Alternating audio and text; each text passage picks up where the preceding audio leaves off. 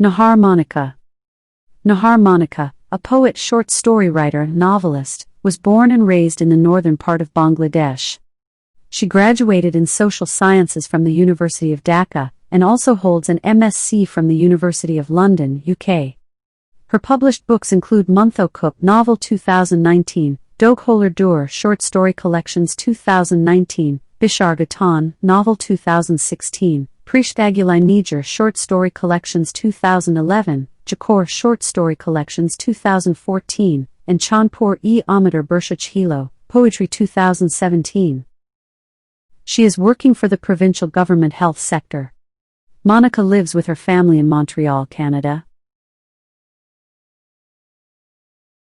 Whiff. The water for tea is boiling, buzzing with steam. I am standing near the stove with my flip-flops on, while I place my palms above the vapor to moisten them. It feels warm. Yolk warm, like my ama says, meaning warm like an egg yolk. It's snowing outside, midwinter snow. I like to watch the snow fall. It seems self-absorbed, happy yet sad, childish yet obscure, that is, until it falls down. As soon as it reaches the ground, it is unwanted, rejected. I love to watch the snow fall, a way to get trapped in the tiny, endless, celestial illusions of such days. There is no similarity, but the snowfall reminds me of my hometown. The ambience of Narshingdi district wounds up in my mind. I miss the neem flowers, the stained drinking glasses, the lone rusted tube well of our school, the melancholic staircases of Abba's government office. In exchange for all our belongings and the memories attached to them, we have relocated our days and nights here in Quebec. Anu never closes the door properly. She has a habit of not shutting things down. Me, I am opposite. I have never forgotten the routine of locking the doors in our country. To begin with, the big lock of the collapsible gate, a clang then at the main door, there is another lock at the interior gate, a little clang, and finally, the smallest lock at the golden door knob, which turned into a silvery white due to overuse, opens without much sound. Anu's fear of theft or robbery has escaped her mind. Door locks have lost their purpose. Besides, she isn't even aware of the buttons of her shirts and jackets. Do I want to say that my 2 years younger sister is a free spirit? Maybe. Amma, when she is at home, does not let a 30-year-old daughter like me make the morning tea. This is her 15th winter in Montreal, yet she makes her own tea by boiling tea leaves, adding thick milk to the dark red liquor. She thinks Tukatuki will also drink that milky tea. It took almost 8 years to bring the topic of Tuktuki in our dining table talk. Amma got older in these 8 seasons. Space between her bones and flesh is noticeable when she lifts her arms to clean something on a higher rack. This is what apparently happens when the foundation of brick buildings becomes flaccid. French-speaking Tuktuki's eyes, who lives in Quebec City, are very expressive according to Amma. Tuktuki does not understand our language. In fact, she did not talk much while we met. It was also snowing that day. Only once she broke the silence by saying, "Look, the angels from the sky dropping of tears." An unknown amazement shaded Amma's dark circled eyes right that moment, as if an ostrich had become a pink flamingo all of a sudden. Anu gets annoyed with anything related to Tuktuki. Nobody can say anything, the topic seems bitter to her. If someone dares to, she attacks with her words like a stubborn bull. On top of that, she studies biology at McGill University on her own expenses. She does teaching assistantship, not any ordinary job. Hence nobody says anything, even if she applies weird eyeshadow, or devotedly engages herself with Facebook and Twitter. On the contrary, Tuktuki's brain is a junk box, Amma says. Amma constantly blabbers on about her old house, her school friends, the chattering and stuttering of the crowds in village fairs, where she used to roam around occasionally, the village vendors and her childhood games. She even draws the salt and pepper mustache of the pickle vendor from her village school days, so that she can share her dreams with Tuktuki. As Amma always insists, I knock on the door with tea. The room is damp with a smell of something unusual that has lost the habitual existence of human presence. This is very awkward in comparison to the chunks of snow producing lights on the tree leaves outside of the window. I feel like opening the window, but I don't. The blanket on Tuktuki's bed remains folded, pillows at the side where her feet are supposed to be are crumpled. I look at her picture frame hung on the wall. I am hearing her sharp ear-splitting voice dash, "Nope, I don't want." A heap of stickers pasted on her desk, one after the other, one above the other. I remember the steamer of Jalakati district approaching Sadargat in Dhaka city at dawn, millions of people taking their morning bath. I recognize two of my own people, my Amma and Abba, emerging from that dense crowd and that complex canvas of people. After coming to Montreal, Abba used to give us speeches, repetitive like the television news. "Not only me," asked the 90% folks, "each and everyone is ready to set one foot outside of our country. We are the lucky ones who managed to flee, but you do not like it here. Don't give me bullshit, don't mess around with me." The relentless efforts for a refugee claim to stay in Canada did not seem to be unusual to him. But Amma weeps. For some strange reasons, she does not have any interest in Facebook or other social media.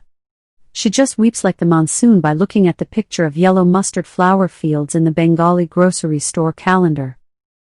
I hate to see Amma crying in the quiet melancholic ambience around me. Anu or I never console her when she sobs. But Anu sometimes buys a stack of stickers. Amma then stops crying and gets herself busy with those. She places them on Tuktuki's room, on her toddler's books. Anu and I enjoy the Free Bangla Community tabloid. It blends well with our tea. Lot of commercial advertisements stuffed inside. The Bengal grocery owner Rashid Maya holding a huge rui fish inside the store. Both of his side racks are filled with spices of Deshi brands. He was the host of the enormous iftar party in last Ramadan. We do not get to be invited in such events. We are nor in Ramadan neither in Puja. We are like flying leaves, we fall of, lean a little towards the grass and then we fly again. Our parents are the firewood for gossip in the community, yet we are nobody to be counted. Mrs. Ria with her eyebrows looking like the 3 days old moon, she is advertising her newly opened beauty salon, with various rates of skin care. I asked Amma if she wants a facial appointment, she never replies. She is not curious to her beauty anymore. Anu generally is not interested in Bengali ethnic stores. She forcefully brings me to a Vietnamese girl for haircuts. We cross the catering restaurant. The aroma of Shami kebab and chanar jalebi is appetizing. Abba loves chanar jalebi. It may sound simple if I say he loves it. He as a matter of fact crazily adores the sweets made out of fresh cheese and flour. First you make the dough deep fry until golden brown and soak afterwards in sugar syrup overnight. At a point Amma wasted hundreds of liters of milk on this recipe. This is a very tricky recipe, never turns out perfect.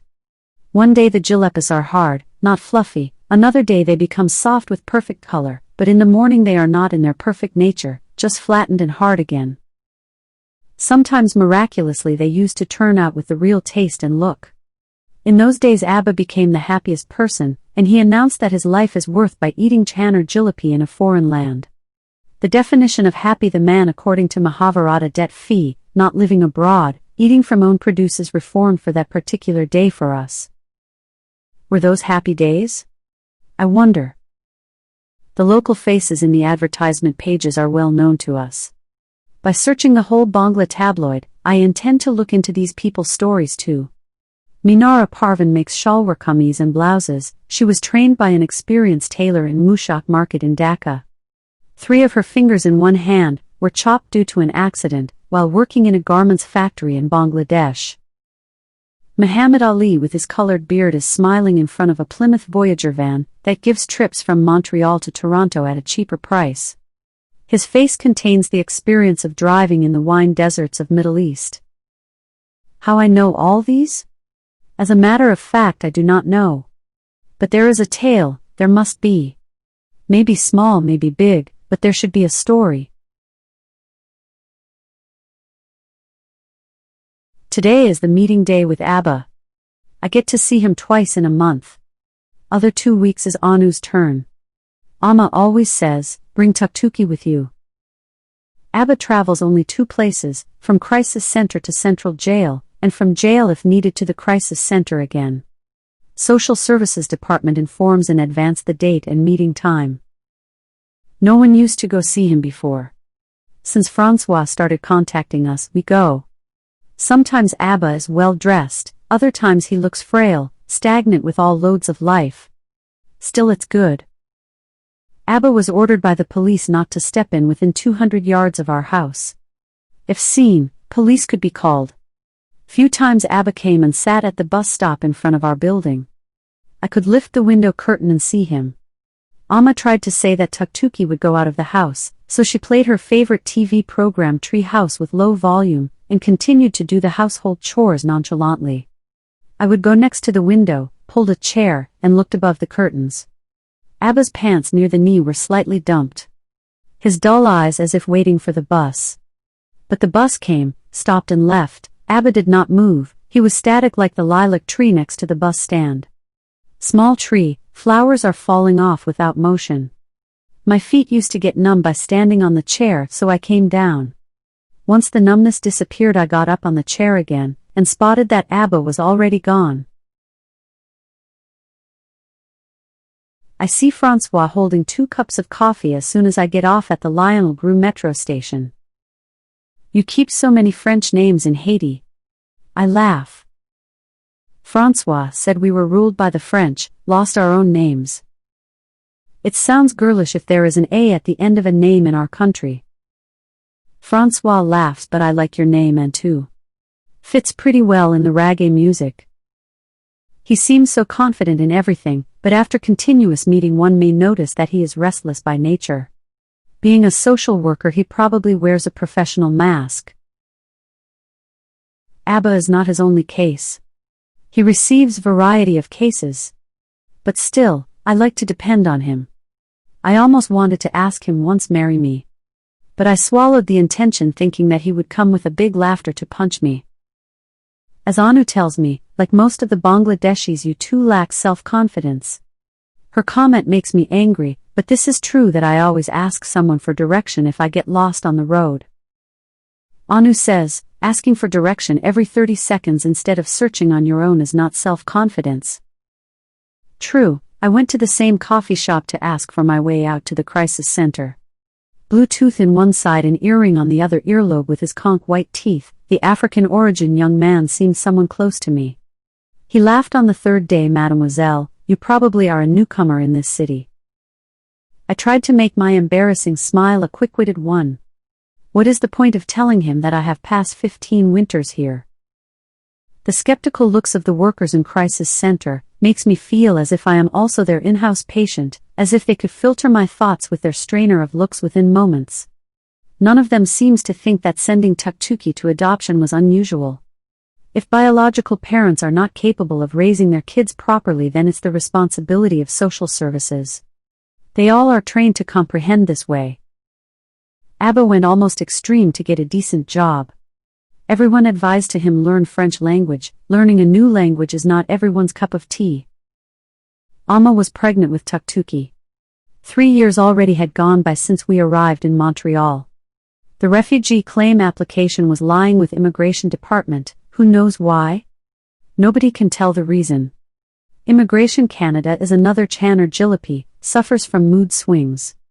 If you call, there is always recorded voice reply, giving you the stress generated with emotionless files years after years. Amma was pregnant at an older age. Social Welfare Department gives the allowance that is somehow handy for rent and food, but Abba feels ashamed to receive money without working. When others are trying different ways to get welfare checks, working with cash payment in restaurants etc., they also buy lands back in home country. Abba then suffers from depression. He contacted Adoption Services Department to enlisting Tuktuki before she was born without even informing Amma. It's not possible without advising, neither possible within a day, Francois tells me. Amma says that she was being pressured, the way you press a suitcase with overloaded cloths. Days after days the questions-answer sessions with social workers, photocopy of pregnancy reports, healthy delivery etc. he was providing. Is it possible without letting Amma know? Francois always asks me this obvious question, because this is inconsistent to your culture, and also with local laws here. After coming home on the day of such conversation, I look for a while at Amma with doubtful eyes. Social worker was present along with the couple intended to adopt Tuktuki at the hospital right after she was born. They produced the signed paper in front of Amma's standstill face filled with disbelief, her shocked and trembling body. Amma desperately tried to touch her signature on the paper with fingers that touched Tuktuki's soft baby cheeks a little while ago. She could not breastfeed, somehow the milk was not coming. The attending nurse gave formula milk to the baby. Amma casually came home without the newborn. Abba then was desperately looking for a match for me. At least I could be settled here if he can arrange a marriage. But who will come forward to get engaged with the family, who received deportation notice from Immigration Canada? Even the man who chops meat at Bengali grocery holds a Canadian passport. Abba hangs around the Bengali grocery even without reason. He tries to convince me for a marriage of convenience. One day while giving reasons he broke one of the dining chairs. Amma at that time was placing the unnecessary bed for Tuktuki. Not needed, but Amma does that routinely. She makes the blankets tearing and folding her old saris. Amma collects information about provincial regulations about the possibilities of recovering the child, if the adoption occurs within the province. She keeps herself busy with this throughout the day. Meanwhile, when Abba was done with breaking the chair and looking for knife and scissors, Amma came running and called 911 within a blink. I was scared of both male and female police officers standing inside our living room. Their rhythm-less hands hanging beside the strong body made me fear them the way ice cubes fear heats. They took Abba. They wanted us, the mother and daughter, come to the women's shelter. We refused as Anu did not come from the school yet.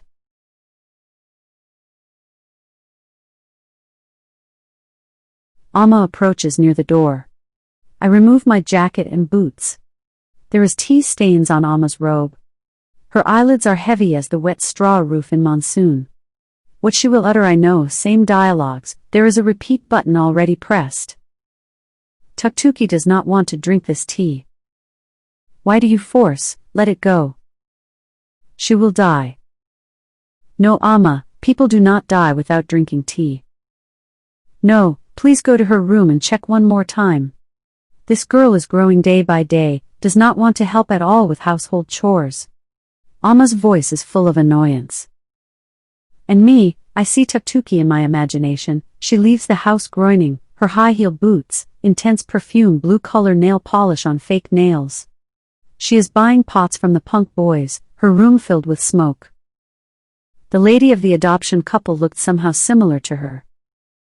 Translated from Bengali by the author.